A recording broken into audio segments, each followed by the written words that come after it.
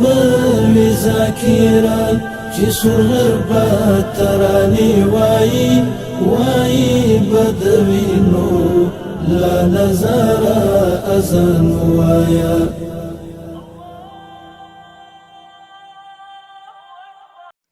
السلام علیکم ورحمۃ اللہ وبرکاتہ. نظریاتی جنگ چینل میں خوش آمدید. معزز دوستو، فکری و نظریاتی اور عسکری جنگیں دنیا میں زمانہ قدیم سے چلی آ رہی تھی. یہ جنگ اتنی ہی قدیم ہے جتنی حق و باطل کی کشمکش. بندگان خدا کو رائے مولا سے ہٹانے کی سازشیں پیدائش آدم کے ساتھ ہی شروع ہو گئی تھی.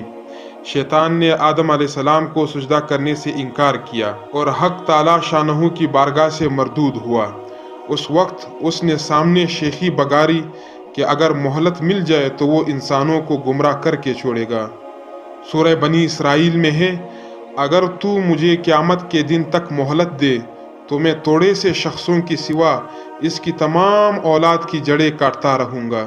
چونکہ اللہ تعالیٰ کو نسل انسانی کی آزمائش مقصود تھی، اس لیے شیطان کو یہ مہلت دے دی گئی اور ارشاد ہوا، اور ان میں سے جس کو بہکا سکے اپنی آواز سے بہکاتا رہے، اور ان پر اپنے سواروں اور پیادوں کو چڑھا کر لاتا رہے، اور ان کے مال اور اولاد میں شریک ہوتا رہے، اور ان سے وعدے کرتا رہے، اور شیطان جو ان سے وعدے کرتا ہے سب دھوکا ہے.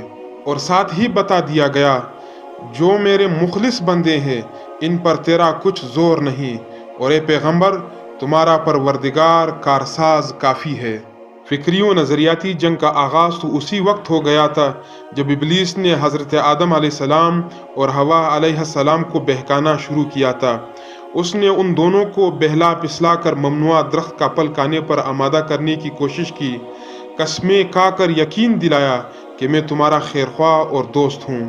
اسی طرح جنت سے آدم علیہ السلام کے زمین پر اتارے جانے اور نوع انسانی کی پیدائش کا سلسلہ پھیلنے کے ساتھ ساتھ شیطان نے اولاد آدم کے خلاف بھی اپنی دسیسہ کاریوں کا جال بچھانا شروع کر دیا اور انسانیت گمراہی کی راہ اختیار کرنے لگی.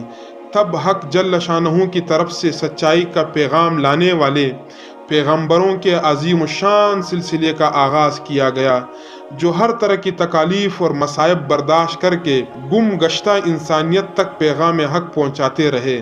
دوسری طرف شیطان اور اس کے بہکائے ہوئے لوگوں نے گمراہی پھیلانے کا سلسلہ جاری رکھا اور یہ کشاکشی کبھی ختم ہونے میں نہ آئی. انبیاء کے مخالفین مخالفت کے جوش میں مختلف ذہنی اور نظریاتی حربے اور ہتھ کنڈے آزماتے رہے تھے. ایسا بہت کم ہوا کہ باقاعدہ جنگیں لڑی گئی. حضرت موسیٰ، یوشع بن نون، سلیمان اور داؤد علیہ السلام کے دور کے زمانے میں جہاد ہوا تھا، لیکن ایسی مثالیں کم ہیں. زیادہ تر فکری و نظریاتی طور پر مقابلہ ہوتا رہا.